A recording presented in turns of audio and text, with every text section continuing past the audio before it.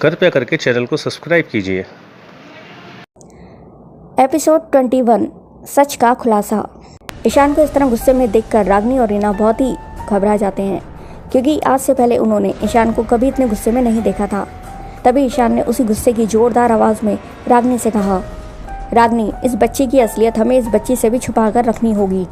इस बच्ची को कभी नहीं पता चलना चाहिए कि ये कौन है और कहाँ से आई है और इसके माता पिता कौन हैं। ये सब कोई भी बात इस बच्ची को कभी भी पता नहीं चलनी चाहिए, क्योंकि अगर उन शैतानी शक्तियों को इस बच्ची के बारे में जरा से भी भनक लग गई तो इस बच्ची की जान को खतरा हो जाएगा। ईशान की यह बात सुनकर रागनी और रीना एक दूसरे की तरफ देखते हैं। तभी रागनी ईशान से डरते डरते कहती है, जी ठीक है भैया, जैसा आप चाहते हैं वैसा ही होगा। इस बच्ची की सच्चाई कभी किसी को पता नहीं चलने देंगे और ना ही हम में से कोई किसी को कुछ बताएगा। ये राज हमेशा एक राज बन के ही रहेगा। रागनी की इस बात पर रीना भी अपना सिर हाँ में हिलाकर अपनी हामी भरती है।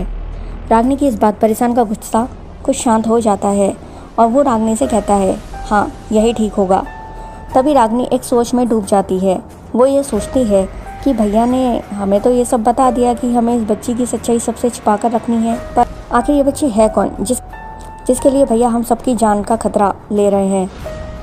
रागनी को इस तरह सोच में डूबा देखकर ईशान रागनी से पूछता है, क्या हुआ रागनी? पर रागनी ईशान की किसी बात का जवाब नहीं देती। वो बस अपने ख्यालों में खोई हुई थी। तभी ईशान रागनी को जोर से आवाज़ लगाता है, रागनी रागनी। तभी ईशान की आवाज़ सुनकर रागनी अचानक से अपने ख्यालों की दुनिया से बाहर आती है। रागनी के होश में आने के बाद ईशान रागनी से पूछता है, रागनी आर यू ओके? तुम ठीक हो ना? तब रागनी ईशान से कहती है, जी भैया मैं बिल्कुल ठीक हूँ, आई एम परफेक्टली फाइन। तब ईशान रागनी से पूछता है, तुम कुछ सोच रही थी? तब रागनी ईशान से कहती है, नहीं भैया कुछ नहीं, मैं कुछ भी नहीं सोच रही हूँ। तभी ईशान रागनी की तरफ देखता है और रागनी से कहता है, रागनी मैं जानता हूँ तुम काफ़ी डर गई हो और परेशान हो और तुम्हारे मन में अभी भी कुछ सवाल हैं जिनका जवाब तुम शायद जानना चाहती हो। तभी ईशान रागनी को देखता है और गहरी सांस लेता है। इससे आगे ईशान रागनी से कहता है, रागनी देखो, तुम्हें मुझसे डरने की या घबराने की कोई ज़रूरत नहीं है। मैं जानता हूँ मेरे इस तरह से गुस्सा करने से तुम घबरा गई हो। मुझे इस तरह से गुस्सा नहीं करना चाहिए था। I am sorry. इसके लिए मैं रागनी तुमसे और रीना तुमसे माफ़ी मांगता हूँ। मैं अपने इस बर्ताव के लिए तुम दोनों से माफ़ी मांगता हूँ। तब रागनी ईशान से कहती है, नहीं भैया आप माफ़ी मत मांगिए, इसमें आपकी कोई गलती नहीं है। रीना भी रागनी की बात से सहमत होते हुए यही कहती है। फिर ईशान रागनी से कहता है, रागनी चलो अब जल्दी से बताओ तुम क्या सोच रही थी और तुम्हारे मन में जो कुछ भी सवाल है वो तुम मुझसे बिना डरे और बिना घबराए पूछ सकती हो।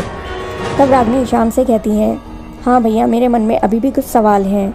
इतना कहकर रागनी ईशान को एकटक होकर बड़े ही गौर से देखती रहती है।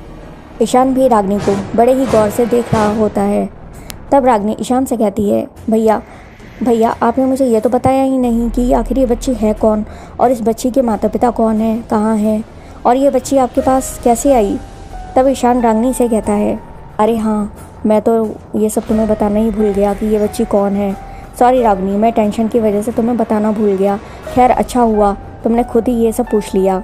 तब आगे ईशान रागनी को बताता है, रागनी दरअसल ये बच्ची मेरे दोस्त की बेटी है। उनका नाम है महाराजा आर्यन। महाराजा आर्यन का नाम सुनकर रागनी चौंक जाती है और ईशान से पूछती है, महाराजा आर्यन, इसका क्या मतलब है भैया? क्या वो कोई राजा है? रागनी की इस बात पर ईशान रागनी से कहता है, हाँ रागनी हाँ, वो एक बहुत ही महान महाराजा है और आज उनको हमारी मदद की ज़रूरत है। ईशान की इस बात पर रागनी ईशान से कहती है, भैया जब वो इतने बड़े और महान राजा हैं तो उन्हें भला हमारी मदद की क्या ज़रूरत? रागनी की इस बात पर ईशान रागनी को देखता है और उससे कहता है, ज़रूरत है रागनी, उनको हमारी मदद की बेहद ज़रूरत है, पर अब तुम्हें पूरी बात बहुत अच्छे तरह से जाननी और समझनी होगी।